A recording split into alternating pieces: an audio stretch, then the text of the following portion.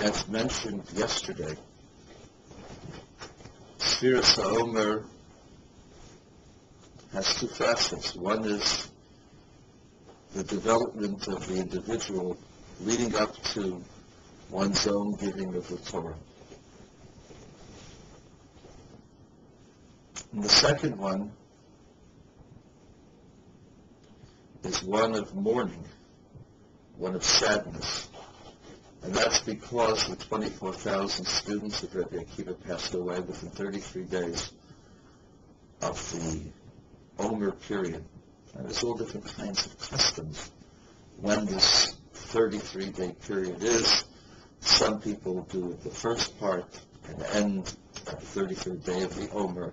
So people start with the new moon of Iyar and end with right before the Shavuos holiday. And then there are in-between customs. The Arim is a very, very serious student, very, very serious teacher, and he taught his followers that the entire period of the Sfira is a very, very difficult time, the emergence of the individual, the development of the individual, and therefore one should be stringent on these matters of mourning during the 7-week period, the entire 7-week period. The question is, what exactly happened to the students of Rabbi Akiva? And for many years, this teacher has held that they died in the Bar Kokhba revolt. They were the leaders of the revolution, and in fact, they might have initiated the whole process by their demands upon their teachers, that the teachers decide that it's time for a new dawn. There's a very famous story. The 5 great sages are found in Bnei Brak, and they're discussing the exodus of Egypt till the students come and say, Rabbi Seinu, our teachers, the time for the morning has come. And of course, it's stated and learned and taught literally. But there is a German Jewish writer, Marcus Lehmann, whose insight I follow, who claims that this was a way for the people of the Haggadah to tell us that the teachers were discussing the Exodus, the possibility of the Exodus in their times, and that the students came to them after the hours of deliberation and said, Rabbis, the time of the morning, the time of the day, the time of liberation has come. We have a Messiah. Of course, this was something that was argued upon, but the majority of the rabbis felt that indeed this was the Messiah. His name was Shimon Bar Kokhba, and he was a student in the great academy of Rabbi Akiva. And Rabbi Akiva himself was his cupbearer, felt that Bar Kokhba was truly the Messiah. And the 24,000 students who were leaders of the rebellion all died in a very short period of time, in the Omer period, in the siege, and in the attacks upon the armies of Bar Kokhba. And so the reader out there will ask, how is it possible that a man of the caliber of Rabbi Akiva could make such a terrible error? And the answer is, Bar Kokhba was a very impressive man. Bar Kokhba was a great scholar of the Torah. He was unparalleled in his wisdom, and also a man of great power, great influence, and bravery.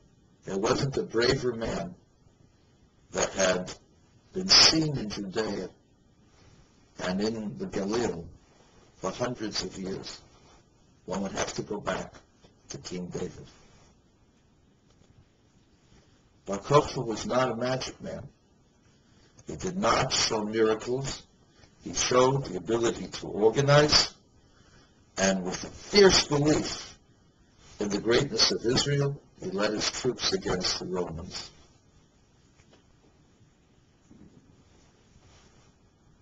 And he beat the Romans. So why are we in exile?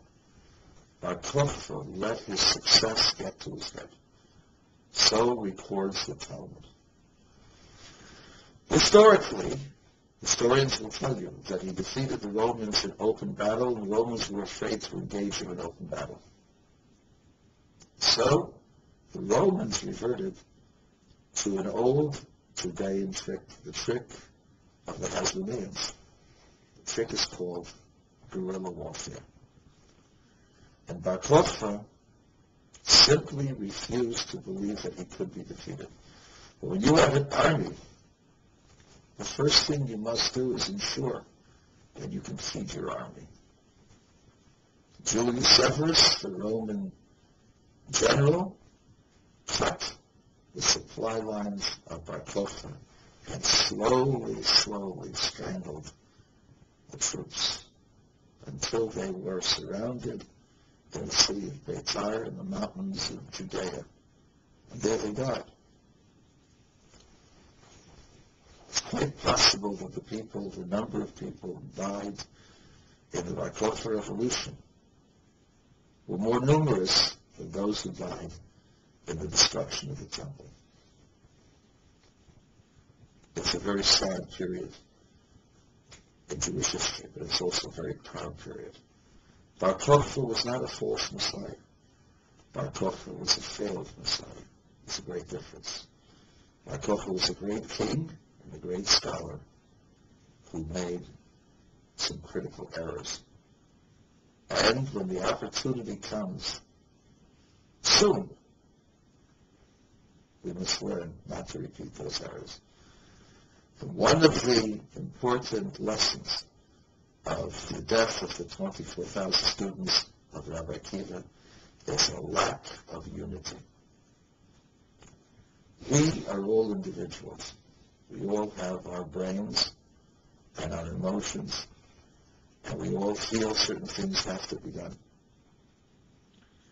And because of that, each one of us is a leader, capable of leading not just his family, but the entire world. Very famous story of Ben Gurion coming before John F. Kennedy. That John Kennedy was the president of 180 million people. Ben Gurion was the leader, the prime minister of 3 million prime ministers. Because every one of us feels that we can lead. And it's true, given the opportunity, every one of us could be a Joe Lieberman. Every one of us could become a great leader.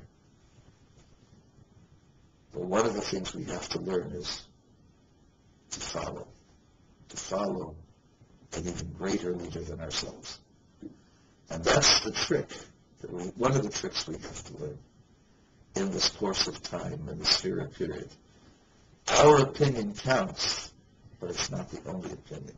We have to learn to put aside our opinion for those who are greater than ourselves. And that's the challenge, perhaps the greatest challenge in these days leading up to the Messiah.